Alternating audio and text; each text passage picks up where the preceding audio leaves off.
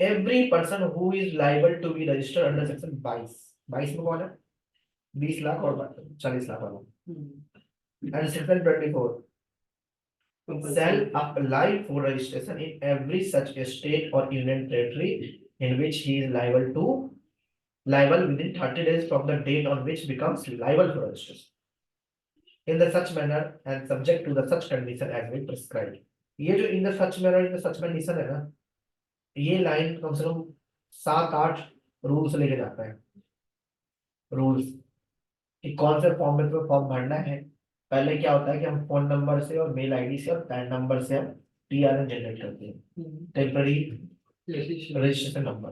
फिर part B को हमें 15 दिन तक फिल करने का मौका मिलता है, जिसके अंदर अलग अलग टैग होते हैं। पहले बिजनेस की डिटेल जाता है, फिर पहले ऑनर की डिटेल जाता है, फिर प्लेस ऑफ बिजनेस की डिटेल जाता है, फिर एचएसएन कोड की डिटेल जाता है। ठीक है। फिर आपका अगर ऑथराइज रिप्रेजेंटेटिव का जाता है, ऑथराइज सिग्नेचर डिटेल जाती है। उसके बाद अंत में फिर साइन करके वो सबमिट कर दिया जाता है। सबमिशन होने के बाद 7 से लेकर 15 डेज के अंदर अंदर में ऑफिसर एक नोटिस भेजता है, या तो अप्रूवल का या कुछ कमी होने का। फिर कमी का तुम रिप्लाई करते हो, फिर 7 डेज तक फिर से ऑफिसर उसको भेजता है कि आपका रजिस्ट्रेशन अप्रूव हो गया, रिजेक्ट हो गया। ठीक है। तो ये आपका यही है, रूल्स में लिखा होता है पूरा।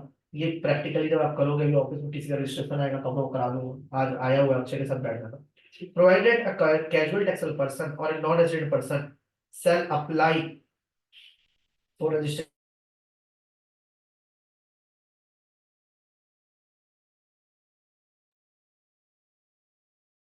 person non resident taxable apply for registration at least 5 days prior to the commencement of duty। फिर ऊपर क्या बोला है? 30 डेज के अंदर अंदर करना चाहिए। लेकिन इस वाले सेक्शन में क्या बोला हुआ है कि भाई जो कैजुअल टैक्सेबल पर्सन होगा, नॉन रेजिडेंट टैक्सेबल पर्सन होगा, वो 5 दिन बिजनेस शुरू होने से 5 दिन पहले पहले उसको कर लेना। ठीक है जी। नेक्स्ट आता है provided for the that a person having a unit as a defined in SEZ act in a special economic zone shall have to apply for a separate registration as a distinct from his place of business located outside the special economic zone in the same state or union territory। कह रहा है कि अगर कोई भी आपका unit special economic zone में है, सपोज करो हरियाणा में है, हरियाणा में स्पेशल इकोनॉमिक जोन आपका जैसे गुड़गांव था, या आईएमटी मानेसर है, या फिर आपका बादशाहपुर में भी एसईजेड एरिया बनाया गया। तो अगर उस जोन में अगर आप लोगों को कोई आपने आपका कोई यूनिट है उधर, और आपने ऑलरेडी हरियाणा में रजिस्ट्रेशन चल रहा है, स्टिल आपको एसीजेड वाले एरिया में रजिस्ट्रेशन लेना पड़ेगा। ठीक है, क्योंकि वो आउटसाइड इंडिया में आता है इसलिए। Explanation: Every person who makes a supply from the territorial water of India shall obtain registration in the coastal state or union territory where the nearest point of appropriate baseline is located। याद है section 9 IGST में हमने पढ़ा था कि अगर कोई पानी के अंदर या टेरिटोरियल वाटर के अंदर सप्लाई करता है तो नियरेस्ट पॉइंट जहाँ पे होता है दैट इज उसका स्टेट वही माना जाता है, तो वहां पे रजिस्ट्रेशन लेगा। ठीक है। A person seeking registration under this act shall be grant a single registration in a state. वो कह रहा है कि जो बंदा रजिस्ट्रेशन लगाना चाहता है वो स्टेट में एक एक रजिस्ट्रेशन दिया जाएगा, सब्जेक्टेड कि वो दूसरा रजिस्ट्रेशन भी अप्लाई कर सकता है, लेकिन अगर उसका जो दूसरा वाला बिजनेस है बिल्कुल अलग होना चाहिए। सपोज करो कि अभी मेरे दिल्ली में सी वाला रजिस्ट्रेशन नंबर है, अब मुझे मैं दूसरा किराना शॉप खोलना चाहता हूँ तो रजिस्ट्रेशन नंबर मिल जाएगा। ठीक है, क्योंकि CA service is differently from kirana shop. या वैसे ही मैं एक प्रोफेशनल फीस की सर्विसेज एज सी ऑडिट वाला प्रोफेशनल कंसल्टेंसी दे रहा हूँ, मैं टीचिंग की जॉब कर रहा हूँ, तो मैं दूसरा रजिस्ट्रेशन नंबर ले सकता हूँ। ठीक है। प्रोवाइडेड दैट, ये लिखा है देखो next, provided that a person having multiple place of business in a state union territory may be granted a separate registration for each place of business subjected to the condition as to be prescribed। ठीक है, वही condition जो मैंने समझाया कि अलग business होगा तो ही मिलेगा। A person though not liable to be registered under section 22 or 24 may be get himself registered voluntarily, याद है, and all the provisions of this act are applicable to a registered person shall apply to।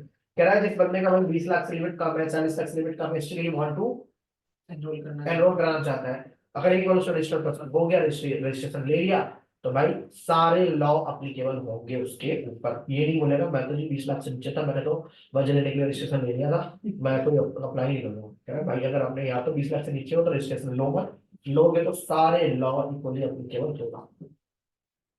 पहले service tax के जमाने में क्या था कि कहते थे कि 10 लाख से ऊपर सेल करोगे तो तुम्हें रजिस्ट्रेशन नंबर लेना है, लेकिन 9 लाख तक नहीं, 9 लाख से ऊपर अगर आपका रहेगा तो रजिस्ट्रेशन नंबर कंपलसरी है, लेकिन 10 लाख से नीचे सेल है तो आपको टैक्स पे करने की जरूरत नहीं है। गजब लॉ था वो। तो एवरीवन जीएसटी में भी सोच रहे थे यार 20 लाख से नीचे टैक्स पे करने की जरूरत नहीं। वो सर्विस टैक्स में था कि अगर आप 9 लाख से ऊपर रजिस्ट्रेशन नंबर ले लो, बट अगर आपका टर्नओवर पूरे साल में 10 लाख से नीचे है तो आपको टैक्स पे करने की जरूरत नहीं। ठीक है, next, a person who has obtained or is required to obtain more than one registration, whether in one state or even territory, more than one state geographical in respect of each such registration be treated as a distinct person. Distinct person मतलब पता कौन होता है? Related party. ये कहना चाह रहा है कि अगर एक ही स्टेट में 2-3 रजिस्ट्रेशन नंबर ले लेते हो, या अलग स्टेट में भी, जैसे मान लो दिल्ली हरियाणा अलग अलग रजिस्ट्रेशन है, तो सारे रजिस्ट्रेशन नंबर आपस में डिस्टिंक्ट पर्सन माने जाएंगे। और डिस्टिंक्ट पर्सन मतलब रिलेटेड होता है कि जब कोई सामान सप्लाई करोगे, जब कुछ गुड सप्लाई करोगे तो उस पर रोज जो आपका वैल्यूएशन रूल है, प्राइस सोल कंसिडरेशन वाला है, वही लगेगा। आपने अगर रिलेटेड को कुछ सस्ते में सामान दे दिया तो उस टाइम आपका उसका रूल से के द्वारा चेक किया जा सकता, मतलब रूल का फॉलो करोगे। Where a person who has obtained or is required to obtain registration in a state or in a territory in respect of an establishment has an establishment in other state or in a territory, then such establishment shall be treated as establishment of distinct person for the purpose of this act। वो simple सी बात ये कहना चाह रहा है कि जैसे establishment होता है बिल्डिंग, तो डिस्ट्रिक्ट पर्सन की जो एस्टेब्लिशमेंट होगी वो आपस में भी क्या माना जाएगी? डिस्ट्रिक्ट पर्सन माना जाएगी। ठीक है, नेक्स्ट आता है, every person shall have the PAN issued under the income tax act in order to be eligible to grant of registration. ये कह रहा है कि पैन नंबर होना चाहिए। ठीक है, उसके अलावा आता है कि पैन से भी रजिस्ट्रेशन मिल जाता है, पैन तो चाहिए चाहिए। Provided that a person required to deduct tax 51 में ही may in lieu of PAN, वो टैग नंबर से यूज कर सकता है रजिस्ट्रेशन लेने के लिए। ठीक है, 6A, every registered person shall undergo the authentication or furnish the proof of possession of Aadhaar number in the such form and in the manner as prescribed।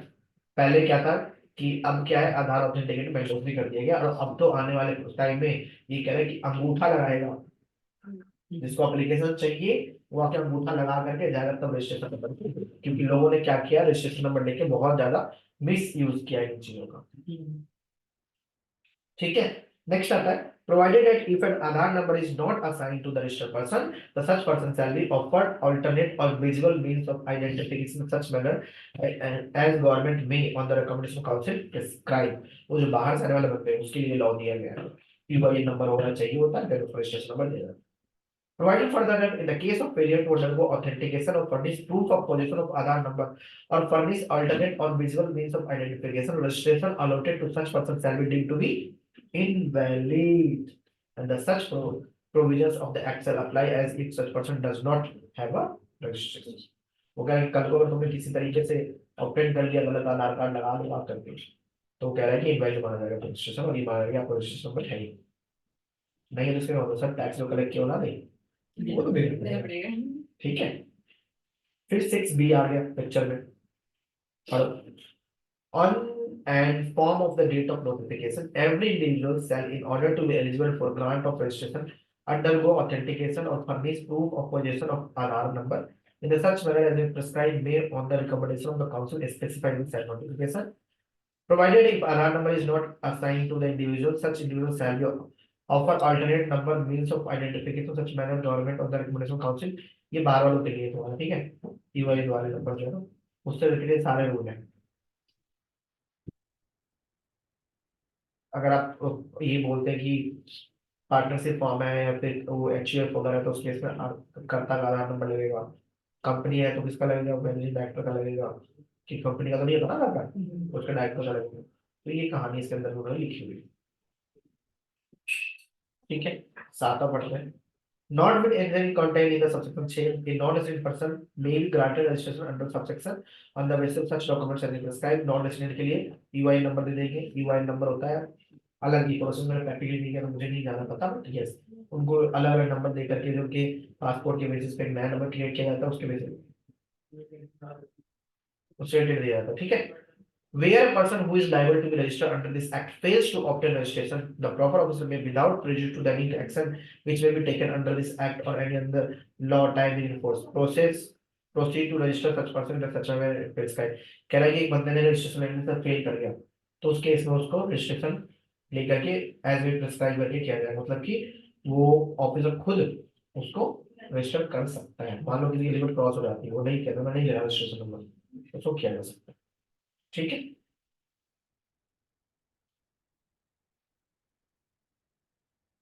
Next आता है Excel 26 आपका deemed registration. The grant of registration or unique identification number under the Street Goods and Service Tax Act or Union Territory Goods or Service Tax Act shall be deemed to be grant of registration or the unique identification number under this act, subject to the condition that the application of registration or unique identification number has not been rejected under this act within the time specified under section 25(10). ये जो time में 25(10) ऊपर दिखाया गया ना, कहते हैं कि सबसे पहले हम रजिस्ट्रेशन अप्लाई करते हैं, देन क्या बोलते हैं कि उनकी प्रॉपर वेरिफिकेशन करते हैं, ऑफिसर सेटिस्फाई होने के बाद रजिस्ट्रेशन नंबर अलोकेट कर देते हैं। ठीक है, उसके बाद with in anything containing subsection any rejection of application or registration or the unique identification number under shall be the deemed to be rejected under application। वो कह रहे हैं कि अगर एक ध्यान रखो, अगर आपने स्टेट में अप्लाई किया है, अलोकेट हो गया, तो स्टेट में ही माना जाएगा। ठीक है, और स्टेट में अप्लाई किया है, अलोकेट हो गया, तो स्टेट में माना, मतलब वाइस वर्सा। एक जगह आपको मिल गया था वो रजिस्ट्रेशन नंबर मिल गया, एक जगह रिजेक्ट हो गया तो अगली जगह भी रिजेक्ट ही माना जाएगा आपका। ठीक है, तो ये सेक्शन वैसे बोला जा रहा है। ठीक है, इंपॉर्टेंट है। Special provisions related with the casual taxable person and non taxable person. इस केस में दादा करना क्या है, इस केस में क्या होता है कि आपको अगर रजिस्ट्रेशन लेना होता है, सबसे पहले कैजुअल टैक्सेबल पर्सन में 90 डेज का रजिस्ट्रेशन दिया जाता है ओनली। कितने दिन के लिए? 90 डेज के लिए ना, कमिश्नर से अप्रूवल लेके फर्दर 90 डेज और तुम ले सकते हो, मतलब टोटल 180 दिन के लिए रजिस्ट्रेशन मिलेगा। बट रजिस्ट्रेशन लेने से पहले आपको क्या है कि आपको आपकी जितने का भी सेल करने वाले हैं उसका एस्टिमेट लगाना है। एस्टिमेट लगा करके, मतलब टैक्स का एस्टिमेट लगा लो, इनपुट का एस्टिमेट लगा करके गवर्नमेंट को रजिस्ट्रेशन लेने से पहले आपको एडवांस से वो पैसा डिपॉजिट करना पड़ेगा। ठीक है, क्यों यार, एक बात बताओ, तुम्हें तो 90 डेज का रजिस्ट्रेशन लिया है, 90 डेज का तुम भाग गए तो कहाँ लोग होते रहेंगे, रजिस्ट्रेशन में 90 डेज का ही होता है। तो इससे पहले क्या था भाई, तो टैक्स पे कर दो, और जो भी बाद में अगर पैसा एक्स्ट्रा बचे तो क्या करना, रिफंड ले लेना अपना। ठीक है, पढ़ते The certificate of registration issued to a casual taxable person or non-resident taxable person shall be valid for the period specified in the application for the registration or 90 days whichever is higher। ठीक है, whichever is earlier, higher नहीं earlier।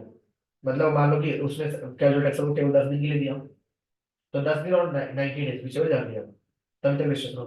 बोला कि such person shall make a taxable supply only after the issuance of the certificate of registration, provided that the proper officer may, on the sufficient cause being sourced by the said taxable person, extend the said period by further 90 days। ठीक है, a casual taxable or a non-resident taxable person shall at the time of submission of application registration under subsection 25(1) make an advance deposit of tax an amount equivalent to the estimated tax liability for the period of which registration is sought। जिस period के लिए उस पर registration लेना है, उसमें जितना cell करोगे, जितना इनपुट आपका बनता है, वो माइनस करके एडवांस टैक्स पे करोगे रजिस्ट्रेशन लेने से पहले। गुड, ठीक है। Provided where any extension has been taken, the such taxable person shall deposit an additional amount of tax। अगर आपने एक्सटेंशन ले लिया 90 + 90 डेज का ले लिया, तो आपको अपना एडवांस टैक्स पे करना पड़ेगा।